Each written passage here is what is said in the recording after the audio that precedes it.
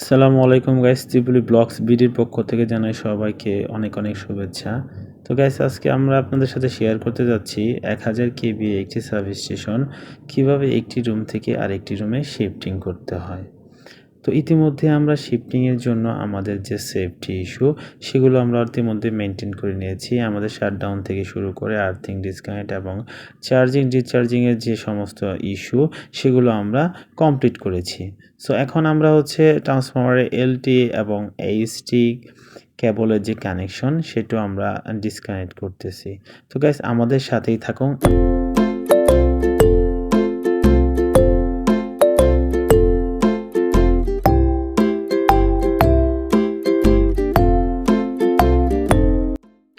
এখন আমরা এইচটি কেবলের ইনকামিং কেবলটা এখানে ডিসকানেক্ট করে এটাকে সুন্দরভাবে বের করে এটাকে ঠিক পাশে রেখে দিচ্ছি, কারণ আমরা এই কেবলটাকে আবার পাশের বিল্ডিংয়ে নিয়ে যাব।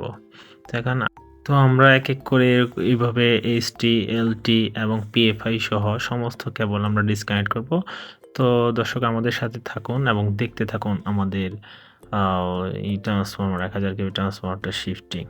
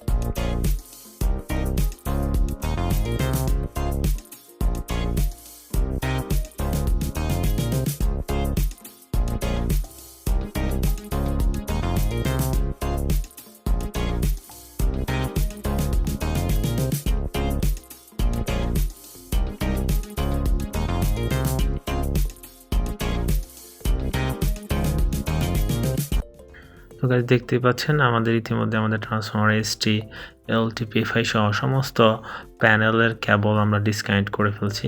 তার কেবলগুলো এখানে সব ডিসকানেক্ট অবস্থায় পড়ে আছে। এগুলো আমরা সব ওই পাশের বিল্ডিংয়ে শিফট করব। আপনারা দেখতেই পাচ্ছেন এখানে সবগুলো কেবল ডিসকানেক্ট করা হয়েছে।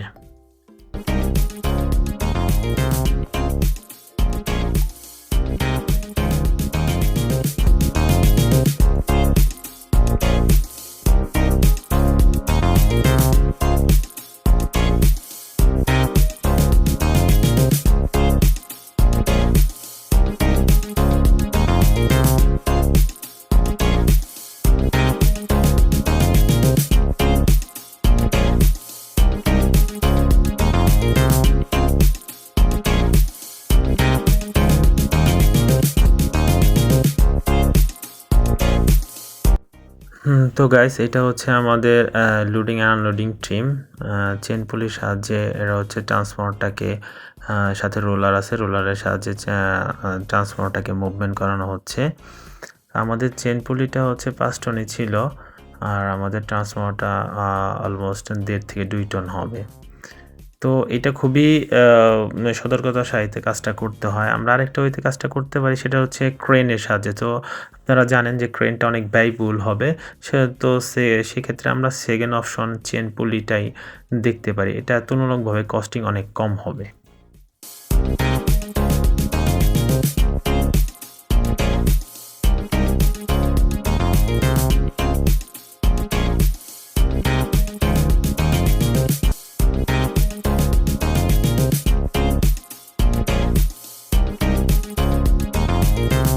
তো গাইজ, এটা আমাদের নতুন সাবস্টেশন রুম, যেখানে আমাদের পুরাতন যে 1000 কেভি সাবস্টেশনটা সেটার ফুললি এখানে এসে শিফট হচ্ছে।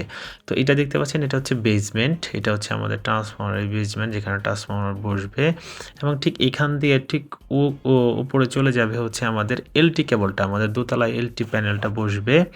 আর এটা দেখতে পাচ্ছেন এলটির সিঁড়ি, এই সিঁড়ির উপর দিয়ে কেবলটা উঠে যাবে।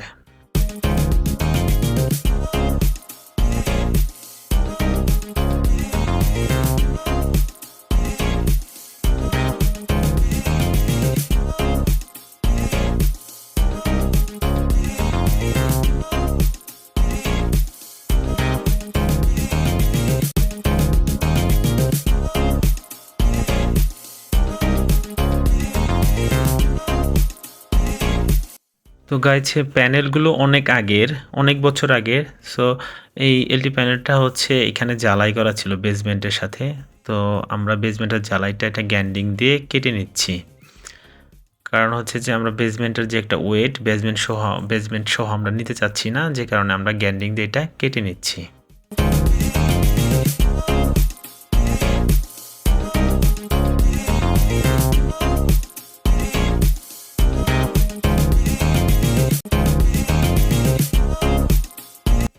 তো গাইস এখন আমরা চেন পুলি দিয়ে আমাদের এলটি প্যানেলটাকে দোতলায় নিতে হবে। তো চেন পুলির মাধ্যমে আমরা প্যানেলটাকে দোতলায় উঠাচ্ছি।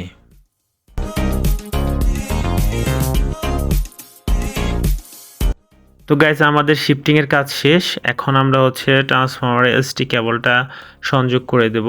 তো আমরা এখানে এসটি কেবল সংযোগের সময় মনে রাখবো অবশ্যই ইনকামিং এর যে আমাদের কেবল সিরিয়ালটা সেটা আমরা মেনটেন করব। যদি কোনো কারণে আমরা সিরিয়াল মেনটেন নাও করতে পারি তাহলে আমরা আউটগোয়িং কেবলগুলো চেঞ্জ করে দিতে হবে। দ্যাট মিনস আমি যখন ইনকামিং এর যে সিরিয়ালে কেবলটা দিবে আমার আউটগোয়িং এর সেম কেবলের সিরিয়ালটাই দিতে হবে। তো এই ক্ষেত্রে হচ্ছে আমরা এখানে আমাদের কালারিংটা মেনটেন করলে আমাদের দেখতেও সৌন্দর্য হবে এবং আমাদের সিরিয়ালটাও মেনটেন থাকবে।